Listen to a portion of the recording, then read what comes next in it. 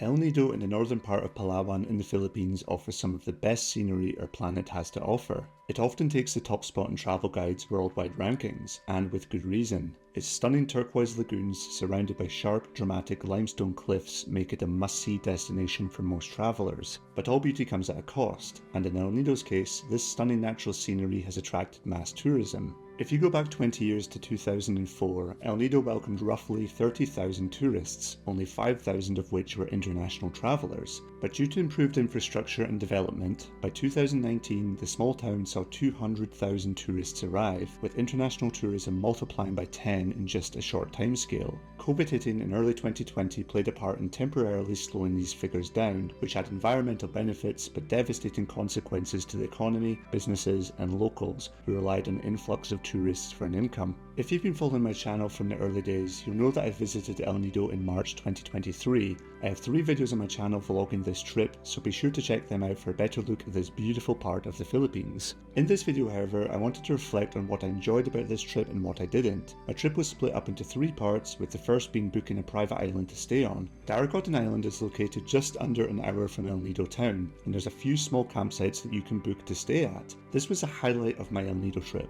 This island is stunningly beautiful with many gorgeous beaches. The weather was perfect, and just exploring this island by foot was an amazing adventure. So I'm just taking this little pathway through the forest and it is actually beautiful. I love this. This is amazing. There's just nothing here, it's just vegetation in this little path.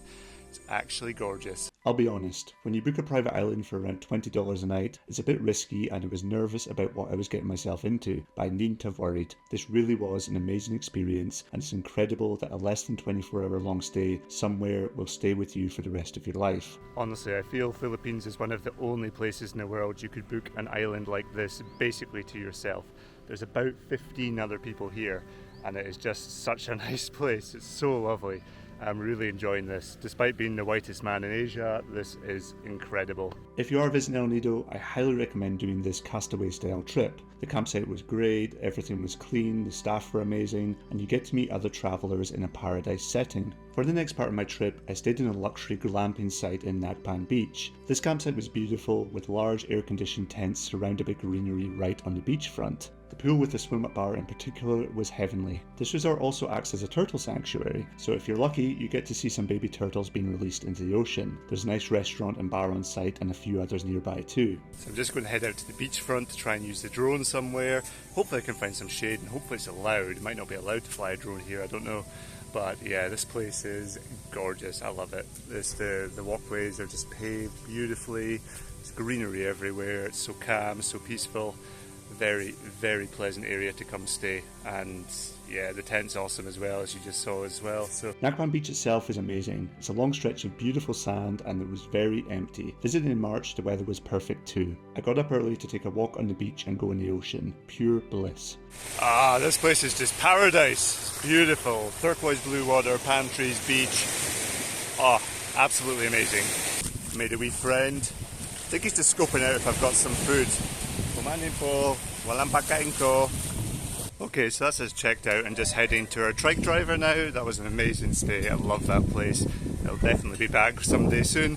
After a night at this resort, it was time to head back into El Nido town for the final leg of this adventure. Staying at a hotel in town for the last few nights was affordable, and El Nido town offers plenty of restaurants, shops and nightlife, relatively speaking. The main activities by a long way are the island hopping tours, where there are 4 group tours to choose from. As I highlighted at the start of this video, the scenery is just incredible throughout. There are so many places a short boat ride from El Nido town that are just jaw-dropping. Sticking to the main tour, I visited the most popular and recommended areas. I can't stress enough that I thoroughly enjoyed my time. Having said that, a warning is that on these activities you really see the effect of tourism. There are thousands of people doing these same tours, so it gets very, very crowded. The tour companies try their best to take everyone to different places at different times, but some of the areas were a little frustrating that there were just so many people. For example, the first stop we ventured to was Seven Commandos Beach. It's probably the most beautiful beach I've ever seen, but when there's hundreds of others on it at the same time, it definitely takes away from the experience. I know it's hypocritical of me, after all, you're not stuck in traffic, you are the traffic. So this is just waiting on the boat coming back in. We're about to go to the next stop, which I think is Big Lagoon, but I'm not sure. We should have a bit longer there. That's the more famous attraction.